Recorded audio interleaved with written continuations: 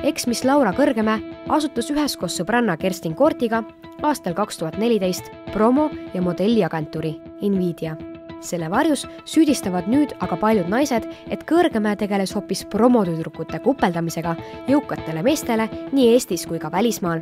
Meedias astusid anonüümsetena üles tüdrukud, kes läbi Laura Kõrgemäe loodud agentuuri ilusate lubadustega Ameerikasse saadeti. Kohale jõudes olid tüdrukud olukorras, kus rikaste meestega luksuskaupade ja raha eest vahekorda astuma survestati. Ohvritena välja astunud neidude jutust tuli välja lisaks Laura Kõrgemäe nimele veel 2 asjasse puutuva isiku nimed.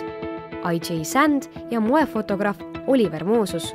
Politsei alustas antud juhtumi uurimiseks kriminaalmenetluse.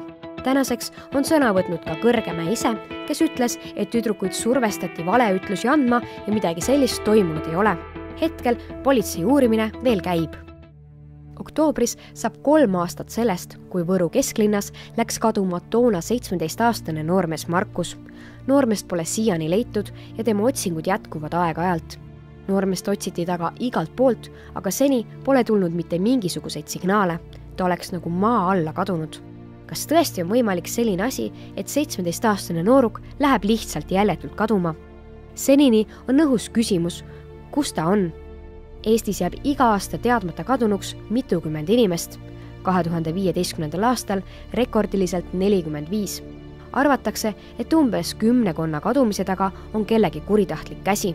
Ülejäänud inimesed lihtsalt ei soovi, et neid leitakse. Kõige painevam on aga see, et pole kerge teada saada, mis siis täpsemalt just konkreetse kadumise taga on.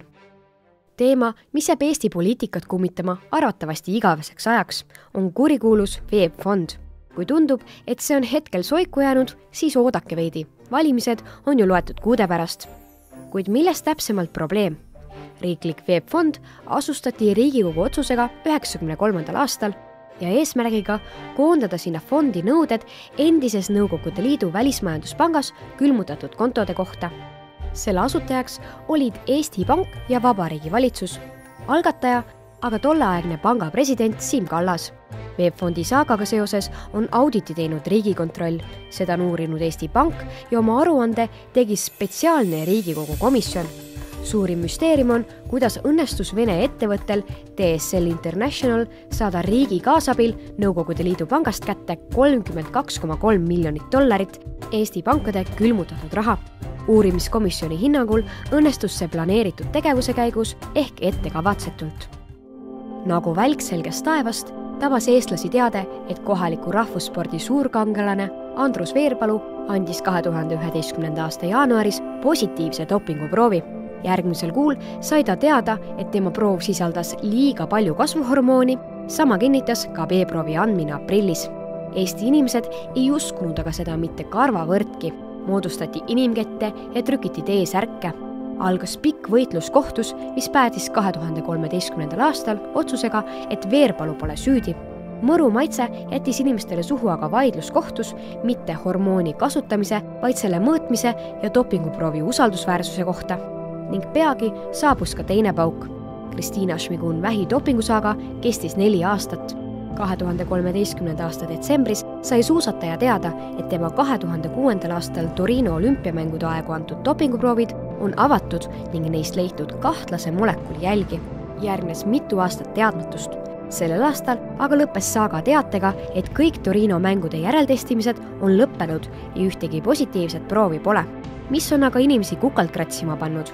Kogu saagat on jälitanud suusa piinlik vaikimine, kus arengutest kuuldi vaid kõmuna või infot välja pressides ning kogu kompotti lisab enim kahtlust Tartus tegutsenud niinimetatud dopinguarst Bernatski, kes rääkis, et on jaganud aastatel 1995–2007 kasvuhormooni ja EPOt pehmelt öeldes mitmele tuntud kergejõustiklasele.